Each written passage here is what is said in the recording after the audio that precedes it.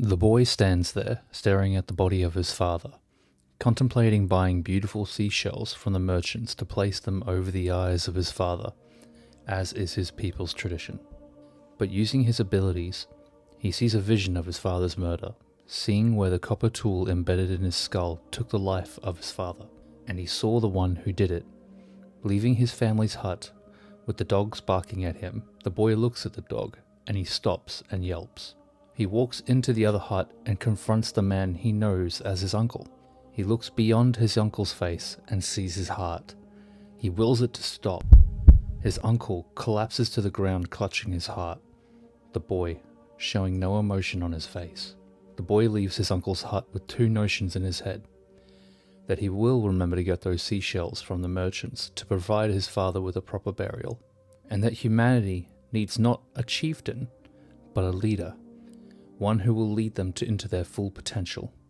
Humanity needs an emperor. Hello, and welcome to the first video in this series of Warhammer Quickly Explained.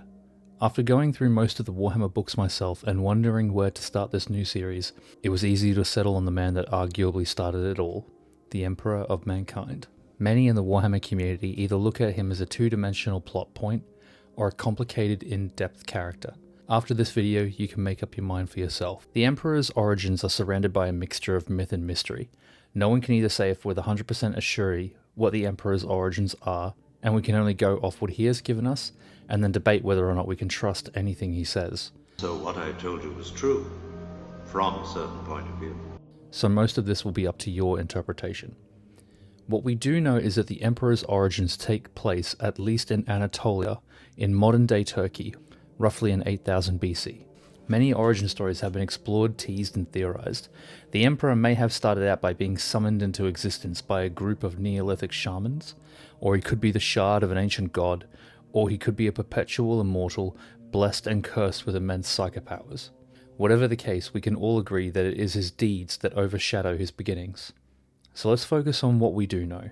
During most of his life, the Emperor stayed out of sight and watched the human race rise and fall, and only revealing himself when he needed to take down people that he believed were corrupted by chaos, such as the case of Babylon. In the early 15th millennium, we now reach humanity at its apex of progress.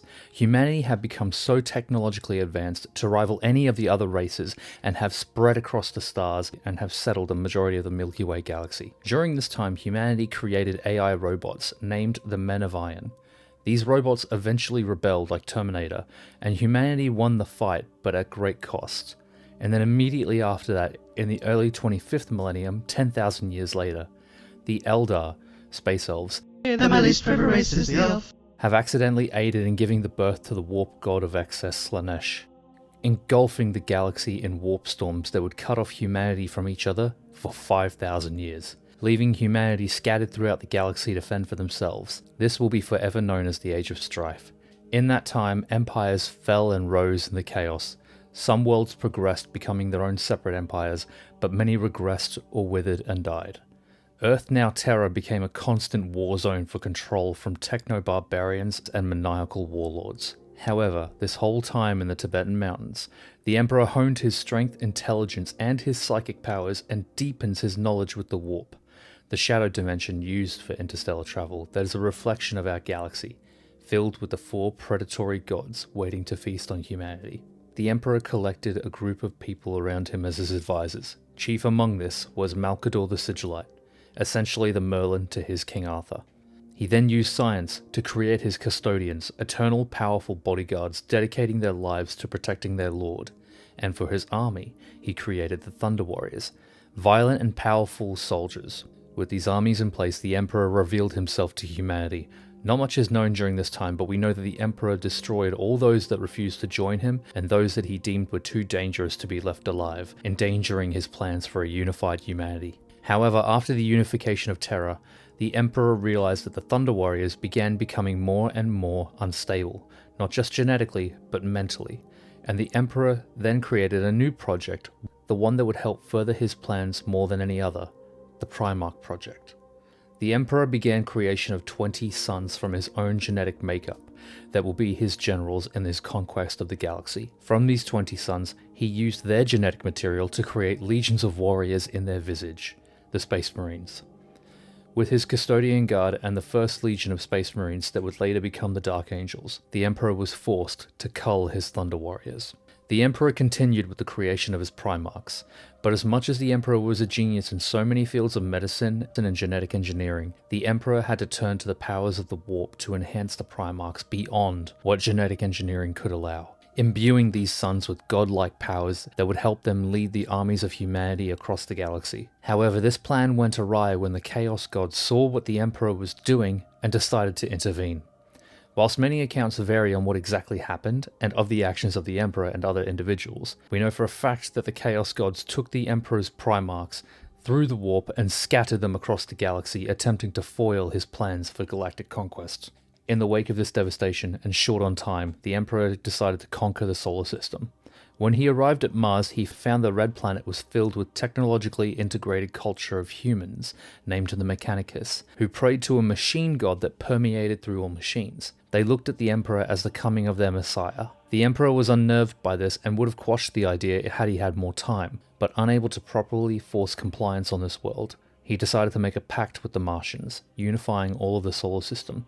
This gave the Emperor access to a planet filled with technology ready to provide weapons and support to the armies of the newly found Imperium, and access to ships that can use warp travel. The Emperor then set out on what would be known as the Great Crusade across the galaxy with two goals in mind: unifying the last remnants of humanity that was separated and taking their rightful place as the rulers of the galaxy, and finding his lost sons and future generals. The first son the Emperor found was Horus Lupercal on Chthoniya. Of all of his sons, the Emperor was closest to Horus. After that, one by one, the Emperor would eventually locate all of his missing sons and reunite them with their Space Marine legions.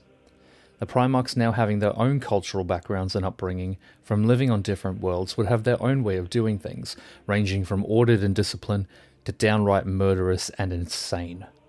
But still, underneath the banner of the Imperium, unifying humanity one planet at a time. The Emperor was also not just unifying the worlds to the Imperium, but he was also destroying any beliefs in religion and dispensed what was known as the Imperial Truth. The Emperor outright banned all forms of religion. This was supposed to create an empire based on fact and reason, but its main purpose was to starve the Chaos Gods of any worship and stop them from corrupting humanity. Deep in the Crusade, the Emperor and his sons held a council regarding the use of psychopowers, but which was known for its instability and unreliableness. At the end of the trial, it was decreed that psychopowers were to be outlawed. This sowed the seeds of doubt in many of the Space Marines and even his own sons, including Magnus the Red, whose entire legion's culture was based upon the use of their psychostrengths. At the turn of the 30th millennium, eventually the Emperor and his armies destroyed the biggest threat to their plans, an empire of orcs on the planet called Ulanor.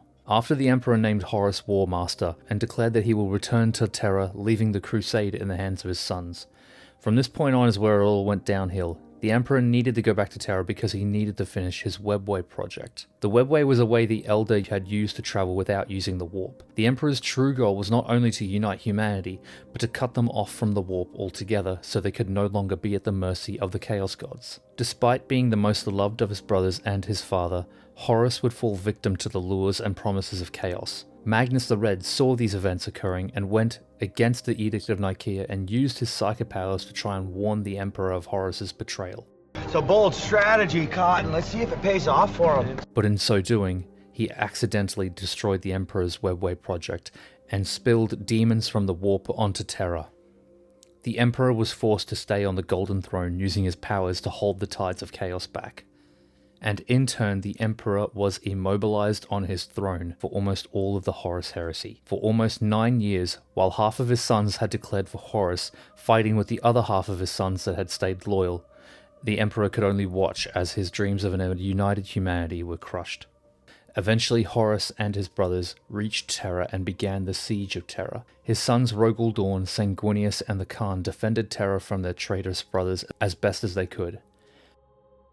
After 55 days of pure, unrelenting siege from traitorous Space Marine legions and untold millions of Horus loyalists. Towards the end, Malkador the Sigillite, the Emperor's advisor, told the Emperor that he would sit on the Golden Throne and hold the Webway project back so that the Emperor could deal with Horus and end this once and for all, knowing that the psychic backlash and the toll of the throne would kill him. The Emperor began leading an attack on Horus's flagship with Dawn, his custodian guard, and Sanguinius. But when arriving on the ship, they were all separated. Horus came face to face with the dearest and closest brother, the great angel Sanguinius. A bloody battle was fought between the two, until eventually Horus got the upper hand, being fueled by chaos, slew Sanguinius. Enraged by this, the Emperor arrived and had begun fighting Horus, who had now become his equal due to being corrupted with chaos. This fight was grueling and bloody as the Emperor was wounded, with Horus crushing his ribcage, slicing his chest open, cutting his throat, and severed almost all of the tendons in his right arm, almost disarming him entirely.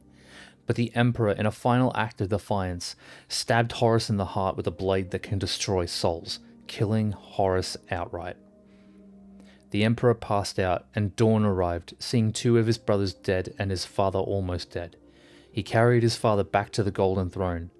The last thing the Emperor saw was Malcador the Sigillite, the closest thing he had to a best friend, turned to ash in front of his eyes, dying from the toll of the Golden Throne. The Emperor was then placed on the Golden Throne to help keep the forces of chaos at bay.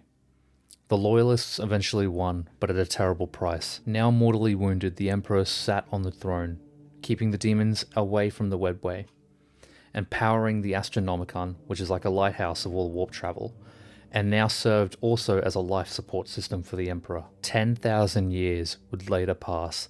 The Emperor was forced to be fed 1,000 Psykers' souls a day to keep him alive on the Golden Throne, and they believe it to be a worthy sacrifice to keep the Imperium alive. He is said to be endlessly in pain and suffering on the Golden Throne, and his body is slowly rotting away through the continued strain the throne takes on him. And in the greatest of ironies, humanity began revering him as a god, and the Imperium became zealously religious in their devotion to him as the God Emperor of mankind. However, time may be running out for the Emperor, as the Golden Throne has now begun malfunctioning and the tech priests of Mars do not have the knowledge to repair it, unless a solution soon presents itself.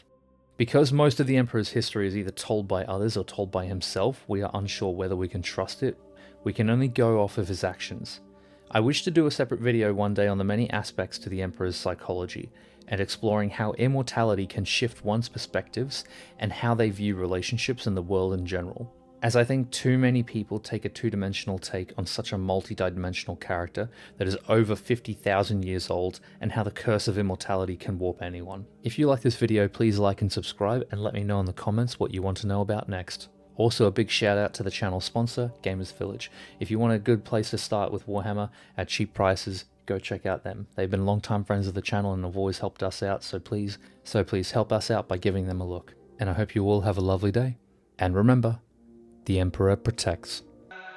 Remember this, even in death, the Emperor protects. The Emperor protects. For the glory of chaos!